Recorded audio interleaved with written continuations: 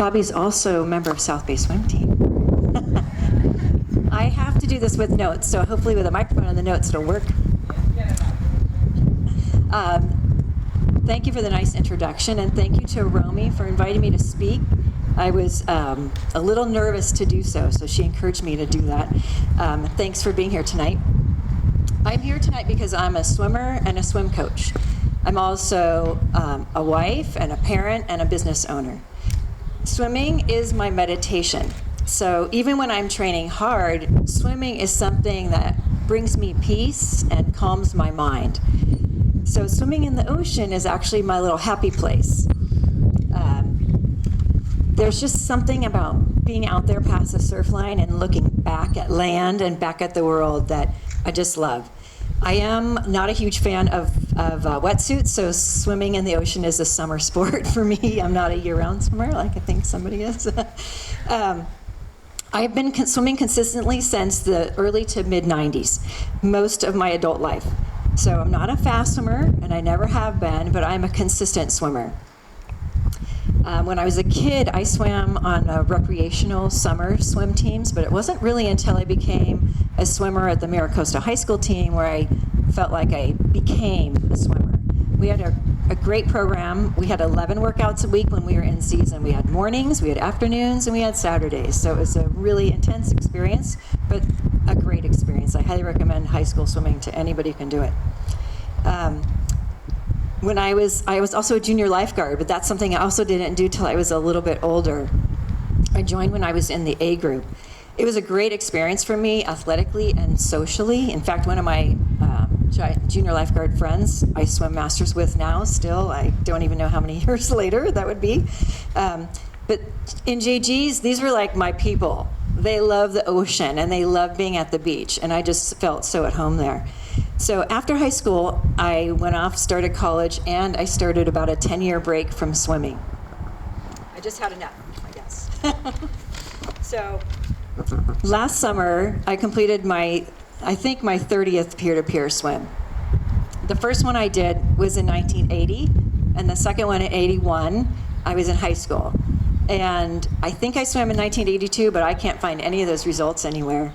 I swam unofficially in 93, and then ever since 1995, I've swum it 27 consecutive years. I just love that race. I love doing it every year. I love seeing how much it's grown, and it's introduced me to so many people within our community.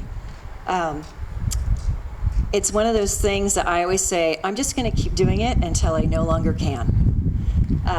I am a solid mid-pack swimmer. Like I said, I'm not a fast swimmer, but it's just something I can do consistently.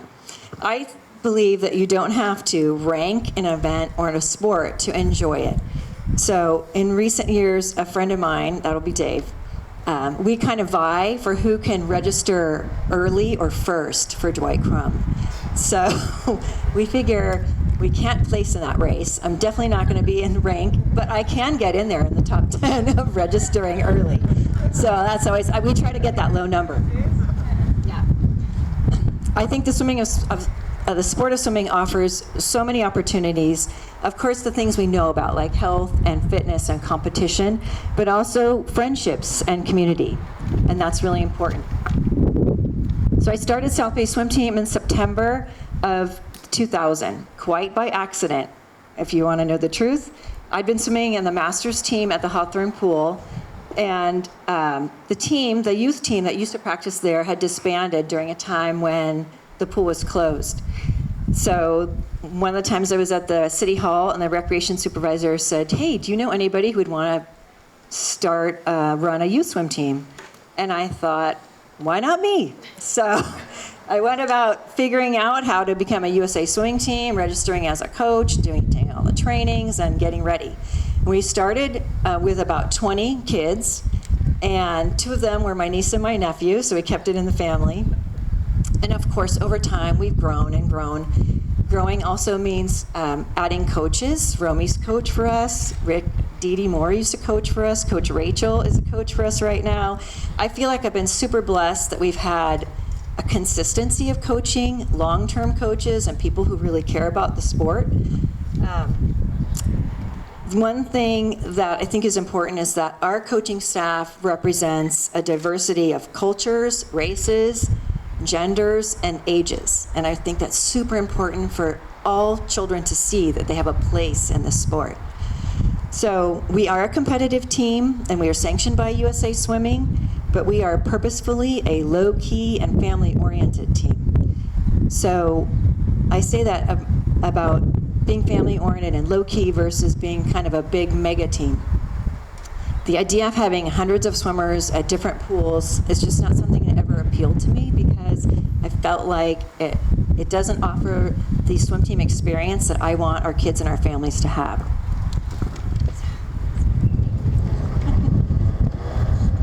So I have to say, I'm always so blown away by the courage of our kids and our athletes. Their confidence built up by the swim team participation has helped them to reach farther and grow and do more. Sometimes try new things. Just diving off the start blocks can sometimes be a super scary thing for a kid. But when they do it and they build that confidence and courage, it leads to other things like becoming a junior lifeguard, or maybe trying a 1 or 2 mile ocean swim. And I just think that's great.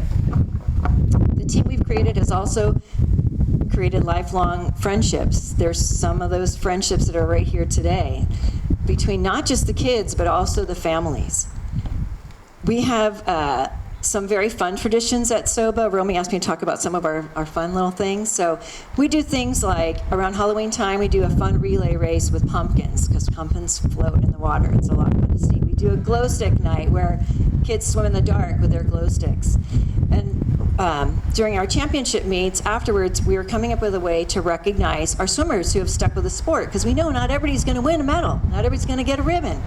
So we created these longevity awards that are just for fun. So if you've done 3 championship meets, you get a 3 Musketeers bar. 5 champs would be a pack of that gum that's called 5. 7 Up for those people who do 7. And then we got to the 10 champs, we made it into a $10 bill. So it's kind of fun. It's turned out to be one of those things that kids really look forward to and remember. So not everybody, like I said, is going to be fast enough to earn those medals and ribbons, but everybody can be part of a sport that they can stick with and enjoy. And I think it's important to recognize that. So. Yeah, 2 more minutes. Oh, okay. So ultimately, I don't think our swimmers are going to remember their workouts or maybe not even a swim meet. But what I want them to remember is how being part of South Bay Swim Team made them feel. You know, is it a good memory? Do they feel welcome and safe and recognized? Will those feelings plant a seed that will encourage them to swim, make swimming part of their lives later in life? Maybe they'll swim like me. Maybe they'll take up surfing or scuba or paddling or SUP or whatever it is. I hope it introduces them to those opportunities. SOBA alums have gone on to swim or play water polo in college. They've become coaches. They've worked as lifeguards in the pool, at the beach, and so much more. They've also become lawyers and engineers and teachers and parents. We move on in life. I think that ordinary people can have an impact on others' lives and their communities. So I learned from my mom and my dad to be a good person and be nice, you know, be fair, be honest. But it's something to remember every day. Strike up a conversation with somebody in the line at Starbucks, or just say hello or good morning to somebody that you're passing by in the street. Those kinds of connections are important. So I know the next page is that my daughter's a 5th grader, and my oldest daughter, and they just went on their first field trip in 3 years because of COVID, and they went to Dodger Stadium. So they went and stopped by this statue of the legendary Dodger player, Jackie Robinson. Jackie Robinson was the first black baseball player to play in the major leagues. He was also from Pasadena, grew up there, and went to UCLA. There was a quote on his statue that really resonated with me. A life is not important except in the impact it has on other lives. And I hope that I'm having that impact. I hope that you do too.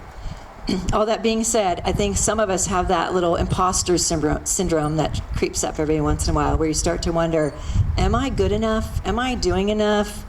You know, do people think I'm doing a good job, or will they find out I really have no idea what I'm doing?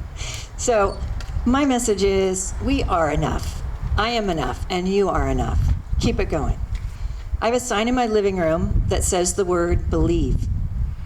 It was really a Christmas decoration, but I've kept it because it was really a believe in Santa thing, but I kept it because there's so many things in life. Believe in yourself. Believe that things will work out. Trust your gut. Believe in God or a higher power. Listen to your little voice in your head that's cheering you on, that's letting you know that you can do whatever that is. So, my husband is here, Bill. Bill and I were both 43 when we got married. We wanted to raise a family, and we decided to try and adopt children through the foster care system. It was tough, and there were times that it was really, really difficult. But what got us through is to believe, because there were times that we questioned everything. But when our oldest daughter arrived, we were 46, almost 47. So we always joke that we're the oldest parents on the playground. We had this brand new infant baby girl. Thankfully, our younger two also came before we got to the 50-year mark. So our children, our siblings, and our children is what has made us a family, and we feel so blessed to have that in our lives. We are a swimming family. So you know my history. My husband Bill was sitting on the beach for when I was ocean swimming, and our coach, Steve Hyde, who many of you know, said, "Hey, Bill, what are you doing?" So 11 peer-to-peer swims later, Bill's now also a swimmer. Our 3 kids are members of SOBA. Our oldest daughter is a junior lifeguard, and our son is going to be a first-time junior lifeguard this summer. So we're really excited about that. We're lucky to live by the beach and the ocean. They love that too, and I feel very fortunate to be here. So to conclude, I want to share this little quote that I saw that was published by the people that run the Torrey Pines State Beach. "The waves never end. They're medicine that we need to keep going in this world. Ride them, watch them, splash around, or just listen to their soothing melody. They take each of us where we need to go."